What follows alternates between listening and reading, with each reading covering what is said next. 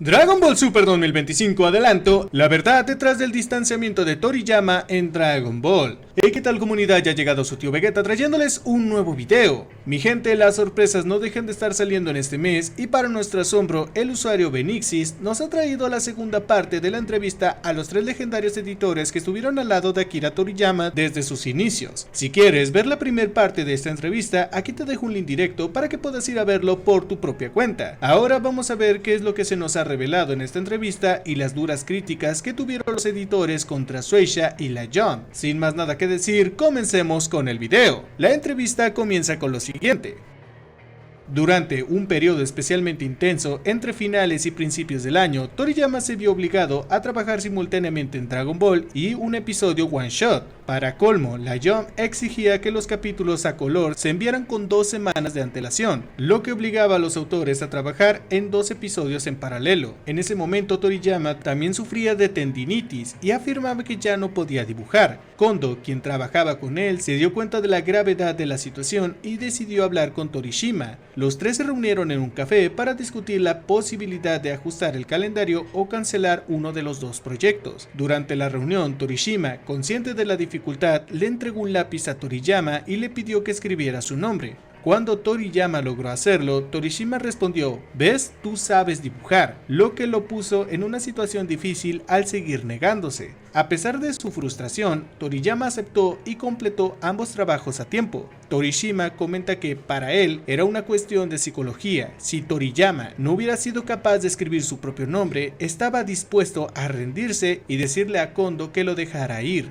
Esta fue una apuesta arriesgada, pero al final funcionó, un resultado que fue sorprendente. Nos pasamos ahora a lo que los editores llaman el trato de Tokio. Toriyama tenía un acuerdo claro con Torishima: si alguna vez incumplía un solo plazo, se vería obligado a mudarse a Tokio. Toriyama odiaba tanto la idea que se puso como regla personal no incumplirla nunca. Torishima inicialmente sugirió la mudanza para facilitar el flujo de trabajo, sobre todo en una época en la que ni siquiera existían las máquinas de fax. Para recoger guiones gráficos y páginas de manuscrito tenía que viajar personalmente a Haneda 2 veces por semana. Cuando finalmente se comenzó a usar las máquinas de fax en la redacción, Toriyama se negó a instalar una durante 2 años completos. Con un fax ya no habría podido poner excusas, se habría visto obligado a enviar su trabajo de inmediato aunque aún no estuviera listo. Para poder cumplir con los plazos, Toriyama contaba que a veces dormía solo 6 o 7 horas a lo largo de una semana entera. En cierto momento ni siquiera distinguía los colores de los semáforos. Aún así se negaba obstinadamente a mudarse, alegando que no podía vivir en un lugar sin un horizonte visible. Torishima, decidido a no obligarlo, estableció un calendario con plazos planificados hasta con 2 meses de antelación. Si Toriyama no podía mantener el ritmo, el plan era cambiar el flujo de trabajo y trasladarlo a Tokio. Más tarde, cuando Kondo asumió la dirección editorial, lo primero que le exigió fue que comprara un fax para facilitar la comunicación.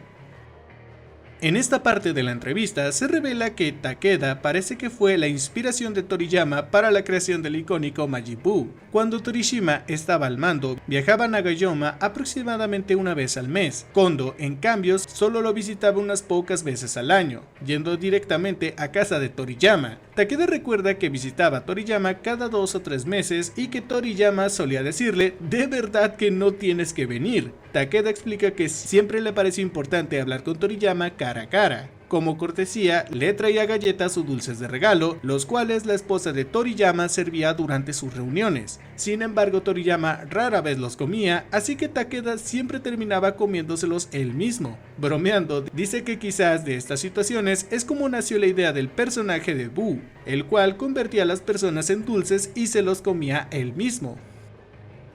En la siguiente parte de la entrevista se revela cómo fue que Kondo se convirtió en el editor de Dragon Ball, cosa que hasta el día de hoy le sigue pareciendo algo asombroso así como inesperado. El traspaso de Torishima a Kondo se produjo de forma bastante abrupta y sin mucha preparación. Tras convertirse en editor jefe adjunto, Torishima repentinamente le entregó la serie a Kondo, cuya única instrucción fue conseguir un fax de inmediato. En diciembre, durante la ceremonia de entregas del premio Tezuka o Akatsuka, Torishima tomó a Kondo aparte y le dijo: "Ven, hay alguien a quien quiero presentarte". Kondo se encontró frente a un hombre en chándal, Akira Toriyama. Torishima los presentó con un "este es Kondo" y ambos intercambiaron un breve saludo. En aquel momento Kondo no comprendía el propósito de la introducción, pero en enero, durante una reunión editorial, Torishima anunció que el nuevo editor a cargo de Dragon Ball sería Kondo, sin haber informado a nadie con antelación. Kondo solo llevaba 6 meses en el departamento editorial. Torishima lo eligió específicamente porque, al ser nuevo, aún no estaba demasiado influenciado por el espíritu de la Shonen Jump, lo que lo hacía más que adecuado para trabajar con Toriyama.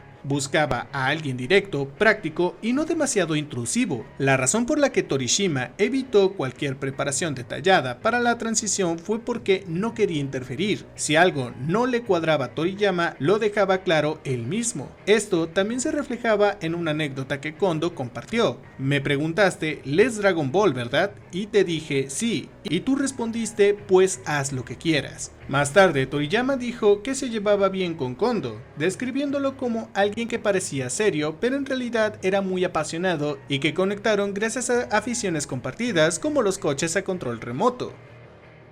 Cuando Kondo dejó su puesto durante la saga de Cell, continuó apoyando a Takeda, trabajando a su lado y revisando los storyboards juntos casi hasta el final del arco argumental. El primer encuentro de Takeda con Toriyama tuvo lugar durante una inspección técnica de una consola de juegos de Bandai. Kondo le dijo que Toriyama vendría del campo y que sería la oportunidad perfecta para presentarlos. Se encontraron en una estación de Tokio y subieron a un coche de alquiler. Takeda se sentó en el asiento delantero del pasajero junto al conductor, mientras que Toriyama y Kondo se sentaron en el asiento trasero. Durante ese viaje a Bandai, Toriyama le dijo que tenía la intención de acabar con Dragon Ball. Kondo recuerda que cuando se unió a Jump consideró seriamente dejarlo. El ambiente le pareció demasiado rígido y casi militar. Poco después fue asignado a Dragon Ball sin preparación ni siquiera instrucciones claras sobre qué hacer. Cada semana simplemente tenía que asegurarse de que la serie continuara según lo programado. Mientras él se sentía completamente perdido, alrededor de septiembre durante una reunión se dio cuenta de que había al menos una cosa a la que podría comprometerse: hacer todo lo posible para mantener a Dragon Ball en la cima del ranking de popularidad. Esa era la única meta que realmente se había fijado. Aunque nunca se lo dijo a nadie, ni siquiera a Torishima, en aquel momento había muchas series de gran éxito como Slam Dunk y Yu Yu Hakusho que podrían haberlo superado, pero Dragon Ball se mantuvo en primer lugar hasta el final. En retrospectiva, reconocen que el mérito no es de los editores, sino de la extraordinaria fuerza de trabajo de Toriyama. Cuando Kondo se convirtió en editor principal, ni siquiera tuvo tiempo de pensar en cómo reaccionaría el público. Él se basó únicamente en su instinto. Si no sentía nada negativo al leer las páginas, entonces estaba listo para empezar. Kondo se consideraba a él mismo como el primer lector de Dragon Ball y juzgaba las páginas según su reacción inmediata. Cuando recibía faxes de Toriyama, a veces notaba que un final no era lo suficientemente impactante o que faltaba una viñeta y este se lo señalaba. Mientras muchos autores revisaban páginas enteras, Toriyama lograba el efecto deseado simplemente añadiendo o ajustando una viñeta o una línea de diálogo, esto sin alterar la estructura general. Esto dejó una fuerte impresión en Kondo, quien comprendió que debía seguir trabajando con ese mismo enfoque. Nos pasamos ahora al nuevo tono que tuvo Dragon Ball. Torishima recuerda la sorpresa que le dio la introducción de las fuerzas especiales Ginyu, un giro narrativo que nunca había visto. Más tarde descubrió que el hijo de Kondo y el de Toriyama estaban viendo The Super Sentai al mismo tiempo, lo que impulsó a los dos padres a hablar de ellos y así nació la idea. En ese momento Torishima se dio cuenta de que el cambio de editor había dado un toque diferente a la serie, introduciendo temas e influencias que él mismo nunca habría explorado. Por esa razón, optó por no darle instrucciones a Kondo, ya que si hubiera continuado haciéndolo, Dragon Ball no habría evolucionado a lo que conocemos hoy en día. Al cambiar de editor y permitir el diálogo entre Kondo y Toriyama, el manga logró renovarse de forma positiva. Kondo también recuerda otro momento importante, la muerte de Picoro. Insistió firmemente en que ese personaje debía llorar en esa escena, a pesar de que Toriyama inicialmente se opuso, pues alegaba que eso le incomodaba. Al final Kondo consiguió convencerlo y considera ese momento junto con la escena en la que Cell alcanza su forma perfecta como uno de los momentos en que su terquedad tuvo mayor impacto en la serie, y honestamente tiene razón.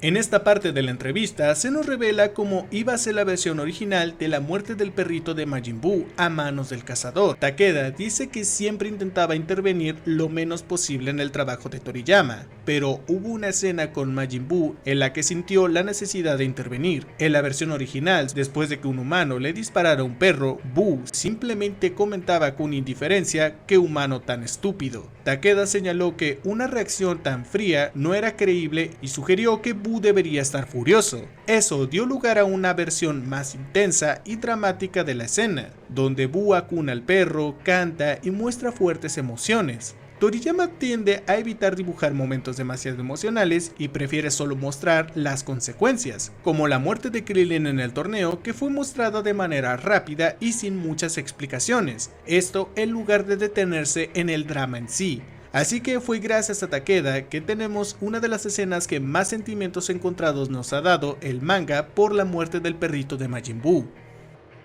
Ahora nos pasamos a los momentos de relleno. Toriyama tendía a evitar mostrar momentos demasiado específicos como el entrenamiento en la habitación del tiempo, sobre todo cuando no estaba completamente seguro de cómo representarlos. Sin embargo, esto fue favorable para el equipo del anime. Durante las reuniones con Toei Animation, personas como Koyama se refirieron a esa habitación como un bonus, ya que la falta de detalles en el manga les dio total libertad creativa para completar el contenido y extender así la historia. Lo mismo se aplicaba con El Camino de la Serpiente. Torishima recuerda que inicialmente encargó la adaptación del anime a Morishita y Koyama, antes de que Kondo finalmente tomara así el control. Sin embargo, Kondo tuvo que lidiar con el problema de que el anime se pusiera al día con el manga. Para ganar tiempo, se vio obligado a ampliar muchas escenas, incluso ilustraciones independientes como la de Goku y Picoro en la escuela de conducción se convirtieron en un episodio completo en el anime. Así que sí, amigos míos, por si no lo sabían, el origen del capítulo donde Goku y Picoro aprenden a conducir fue inventado completamente para el relleno de Toei Animation e inspirados únicamente por una ilustración de Toriyama.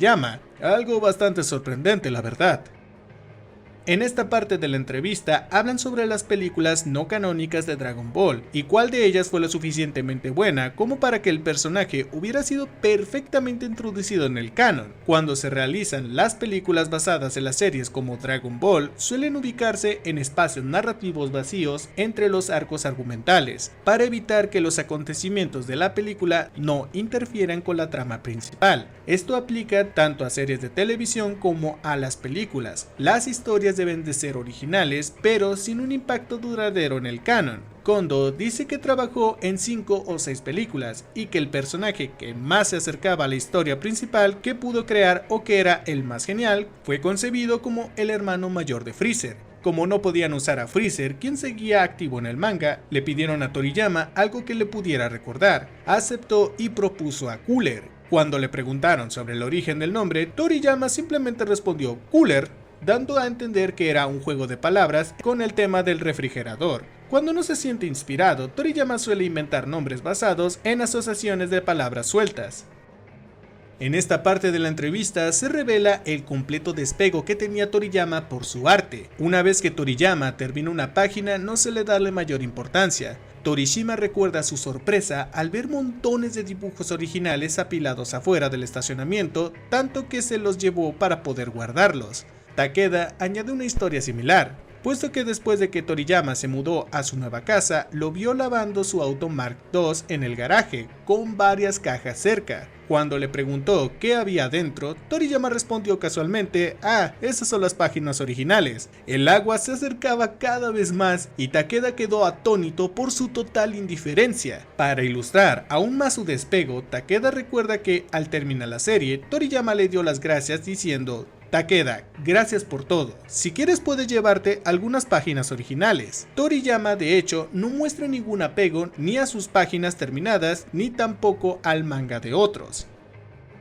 Durante la entrevista, finalmente se revela cómo fue que nació la idea de Dragon Ball GT. Takeda recuerda que durante la fase final de Dragon Ball informó a la compañía que la serie podría terminar en un cierto número de episodios, pero que también podría alargarse. Esto creó incertidumbre, pero al ser Dragon Ball se le dio una flexibilidad que otros títulos no han tenido. Sin embargo, la falta de un final claro dificultaba el poder planificar lo que vendría después. Y cuando se comprendió que la serie realmente iba a terminar, la preocupación se extendió por todas partes, desde las editoriales hasta las emisoras de televisión. Takeda recuerda específicamente una fiesta de premios Tezuka o Akatsuka, donde Kenji Shimizu, ahora presidente de Fuji TV, le dijo con insistencia: Dragon Ball no puede terminar, simplemente no puede. Tras una larga discusión, esa presión condujo al nacimiento de la idea de Dragon Ball GT. Aunque siempre había un desplazamiento entre el manga y el anime, tenían que prepararse con antelación para lo que vendría después. Así que cuando Toei preguntó cómo continuaría la serie, la respuesta fue GT,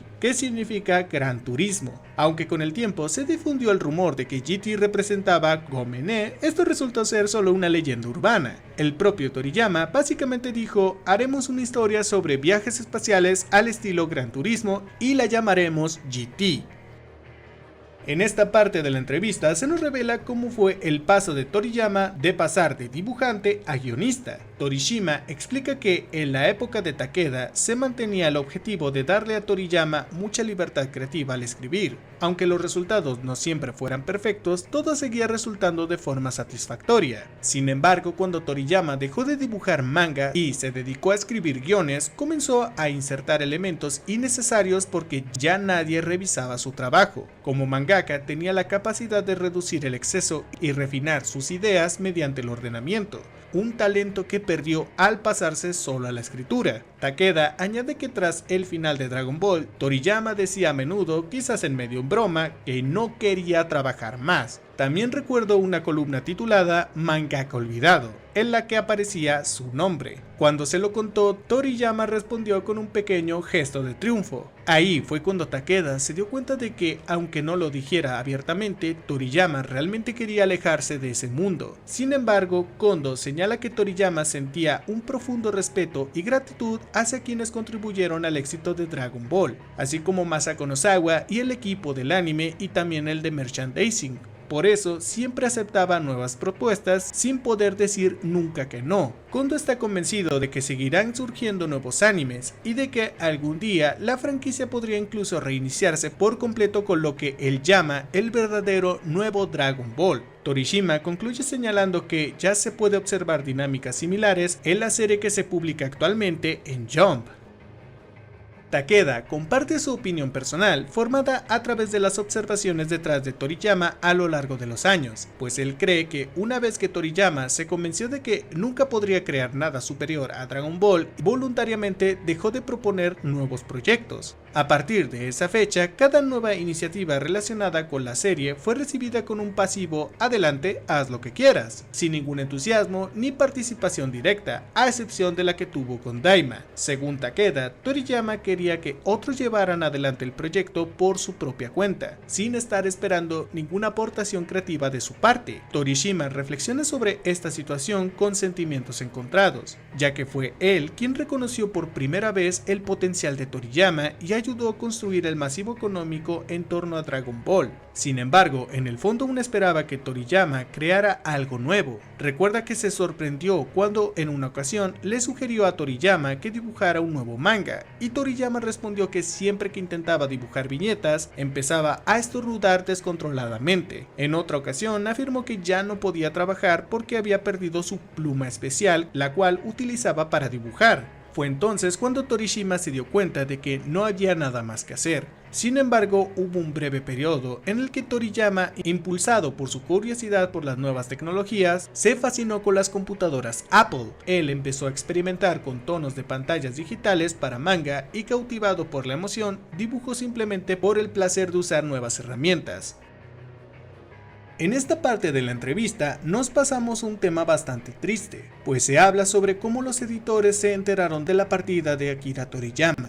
Torishima se enteró de la muerte de Toriyama el día antes del anuncio oficial. Kondo comparte que había oído hablar de ello 2 años antes, posiblemente acerca de su enfermedad, después de que Torishima se lo mencionara durante una cena de verano. Aún así, la noticia del fallecimiento de Toriyama lo afectó bastante. Takeda, por otro lado, a pesar de ver a Torishima todos los meses para jugar al golf, no sabía nada hasta el anuncio público. En broma comenta que Torishima debe ser realmente bueno para guardar secretos, porque para él fue una completa sorpresa. Los editores veteranos de Toriyama criticaron duramente a Shueisha, considerando que la comunicación en torno a su fallecimiento fue demasiado escasa e impersonal. Además, tras su fallecimiento no se celebró ningún evento conmemorativo oficial, una decisión que podría coincidir con su carácter reservado, pero en su opinión aún faltaba un mensaje adecuado por parte del equipo de la editorial de Jump, así como un reconocimiento público a la enorme contribución de Toriyama desde Dr. Slump hasta Dragon Ball, destacando que incluso un gesto simbólico habría sido suficiente. Por ejemplo, exhibir la imagen emblemática de Goku despidiéndose con la mano en la fachada del edificio de Jump o crear un espacio conmemorativo donde los fans pudieran dejar sus mensajes. En otros países se han organizado o se están organizando homenajes públicos como murales y celebraciones, y se preguntan por qué no se realizó ningún homenaje similar para alguien tan central en la historia del manga. Existe la preocupación de que estas actitudes puedan continuar en el futuro con otros creadores. Si ni siquiera Toriyama recibió un homenaje más significativo, ¿qué pasará con los mangakas de las próximas generaciones?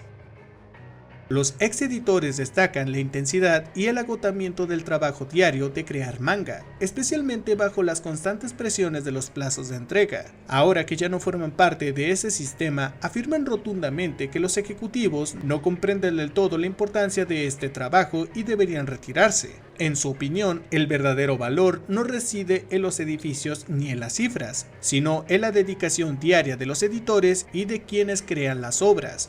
Recuerdan con emociones los momentos compartidos con Toriyama, la espera semanal por las páginas enviadas por fax, la emoción de leer cada nuevo capítulo y la familiaridad con la que siempre los llenaron de sorpresas. Era una experiencia valiosa que ya no existe más. En aquel entonces, la gente hojeaba la revista cuidadosamente, revisando cada detalle, cada viñeta y cada línea de diálogo. Ese nivel de cuidado y atención parece que han desaparecido. Crear una obra dicen que es un proceso excesivo, desordenado y primitivo, pero la emoción que se siente al verla terminada y ser presenciador del impacto que tienen los lectores es incalculable. Para terminar, recuerdan un conocido dicho: una obra exitosa no solo es cuando todos los involucrados, desde los altos ejecutivos hasta los más jóvenes, la vivimos y la respiramos día y noche. Si incluso una sola persona piensa "eso no es mi trabajo", el éxito nunca llegará. Una reflexión que dicen que debería ser la base de cómo se gestiona verdaderamente el sector editorial.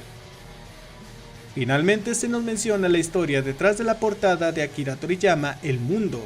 Este libro fue editado por Kondo, quien supervisó todo el proyecto en ese momento. Naturalmente, le pidió a Toriyama que dibujara la portada, pero la ilustración que llegó, ahora visible en la última página del libro, no le convencía. Aunque era increíblemente detallada, no representaba a Goku ni invocaba inmediatamente a Dragon Ball, lo que la hacía poco impactante para captar la atención de los lectores. Con la fecha límite acercándose rápidamente, Kondo consultó a Torishima, quien lo animó a solicitar un nuevo dibujo si realmente consideraba que la imagen no era adecuada. Con vacilación, Kondo llamó a Toriyama y le explicó la situación. Al principio Toriyama se mostró reacio y defendió su decisión, pero tras una larga y casi silenciosa llamada telefónica que duró aproximadamente media hora, una eternidad para Toriyama, este terminó accediendo a redibujar la portada. 1 o 2 días después, Toriyama no envió solo una, sino 2 nuevas ilustraciones, dejando la decisión final en manos de Kondo. Fue un gesto que transmitió claramente su irritación. esta sería su última revisión. Kondo sintió que por primera vez había enfadado a Toriyama. La imagen original rechazada no estaba pensada para su publicación, pero Kondo decidió incluirla de todos modos en la última página del libro, añadiéndola de forma manual, ya que el resto de volúmenes ya se había impreso. Por todo esto, Kondo siente un cariño especial por este libro. Con esto hemos terminado con la entrevista a los 3 editores de Akira Toriyama. Cuéntame, ¿qué nueva perspectiva tienes de todo esto? Te estaría leyendo en la caja de los comentarios. Recuerda que en estos días continuaré trayéndote nuevas teorías, así como nuevas noticias del mundo de Dragon Ball. Así que si no quieres perdértelo, suscríbete, activa la campana de notificaciones y no olvides seguirme en todas mis redes para no perderte ninguna de estas noticias. En fin, ¿tú qué opinas? ¿Qué te ha parecido esta información? Déjanos tus opiniones y teorías en la caja de los comentarios.